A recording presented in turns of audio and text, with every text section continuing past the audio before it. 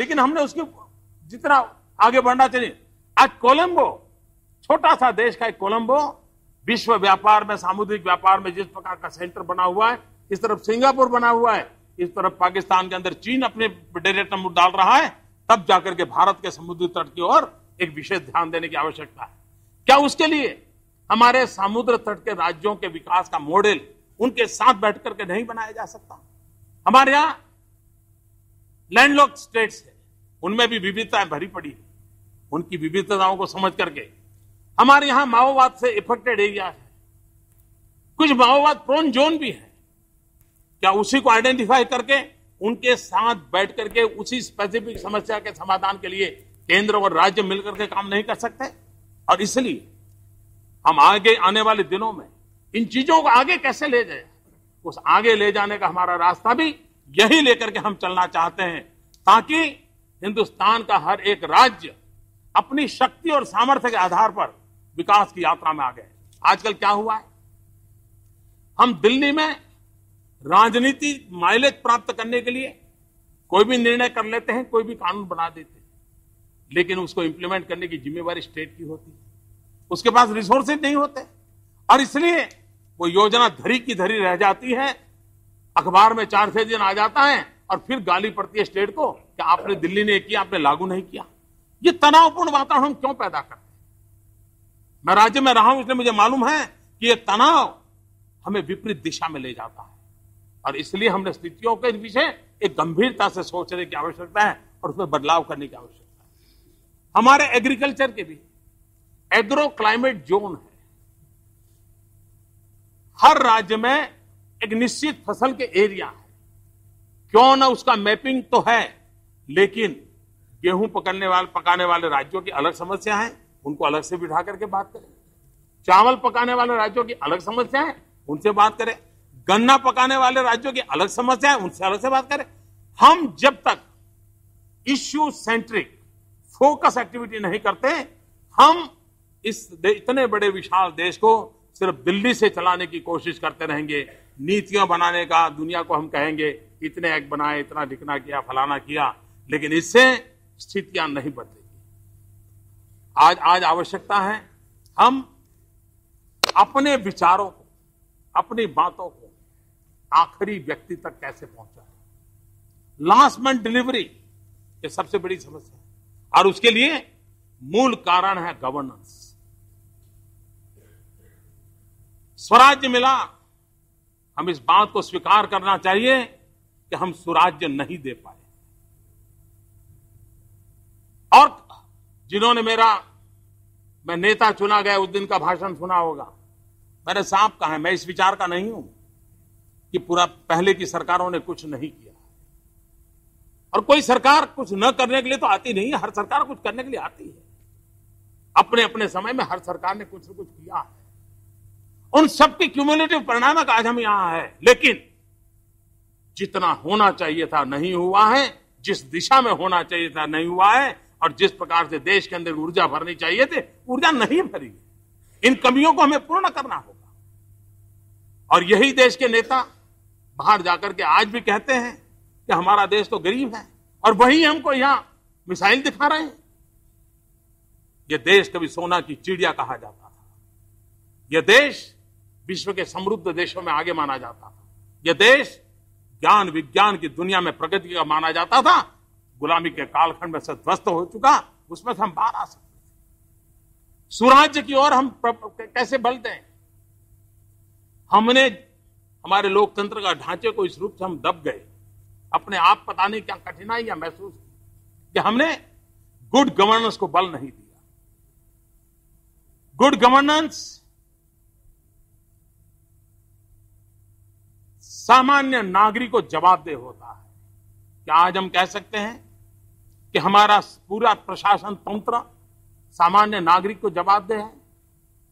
लोकतंत्र की पहली शर्त होती है वो नागरिकों को जवाबदेह होना चाहिए, लेकिन ये स्थिति नहीं है। हम ये कह सकते हैं कि गरीब से गरीब व्यक्ति की सुनवाई हो रही है आज के व्यवस्था तंत्र में। अगर गरीब के लिए सरकार नहीं है तो लोकतंत्र की वो कौन सी असलियत है जो हमें इस प्रकार की कमियां पैदा कर रही है? और इसलिए समय की मांग है कि देश के अंदर सुराज्य पर हमने बल देना पड़ेगा। और सुराज्य पर बल देना है, और कितना ही व्यक्ति स्वस्थ क्यों न दिखता हो, ऊंचाई हो, वजन ठीक हो, सब हो, कोई बीमारी ना हो, लेकिन अगर एक डायबिटीज उसके शरीर में प्रवेश कर जाए, एक डायबिटीज प्रवेश कर जाए, सारा शरीर बीमारियों का घर बन जाता है। जिस प्रकार से शरीर में डायबिटीज का प्रवेश पूरे शरीर को नष्ट कर देता है, उसी प्रकार से शासन व्यवस्था में बैड गवर्नेंस की एंट्री पूरे शासन तंत्र को, पूरे देश को तबाह कर देती है। वो डायबिटीज से भी भयंकर होता है बैड गवर्नेंस। हमारा आग्रह है, हमारा प्रयास है कि हम गुड गवर्नेंस की ओर चले। देश में करप्शन की चिंता है, और मैं मानता हूं पूरे विश्व में हमारी एक पहचान बनी है। अच्छी है, बुरी है, सही है, झूठे हैं, हर एक के अपने अपने विचार होंगे, लेकिन दुनिया के सामने हिंदुस्तान यानी स्कैम इंडिया ये आम पहचान बन गई, और उसी ने भारत की विकास की यात्रा को बहुत बड़ा सदमा पहुंचाया। हमारा टूरिज्म पर बहुत बड़ी ब्रेक लगी। क्यों लगी? बलात्कार की घटनाओं ने टूरिस्टों को आने में रोक पैदा कर। पूरे देश की विकास यात्रा में भारत की छोटी छोटी घटनाएं भी बहुत बड़ी चिंता का विषय बनी हुई है, और इसमें राजनीति नहीं हो सकती। क्या हम टेररिज्म पर भी राजनीति करेंगे? क्या माओवाद के हमलों पर भी राजनीति करेंगे? मां बहनों पर बलात्कार पर भी राजनीति करेंगे? निर्दोषों की हत्या पर भी राजनीति करेंगे? समय की मांग है कि हम इससे ऊपर उठ करके एक सामूहिक दायित्व के साथ इन समस्याओं के संबंध में हम कोई कॉम्प्रोमाइज नहीं करेंगे, मिल बैठ करके कोई रास्ता निकालेंगे, और देश की छवि जो बर्बाद हो रही है उसको बाहर निकलने का प्रयास करेंगे।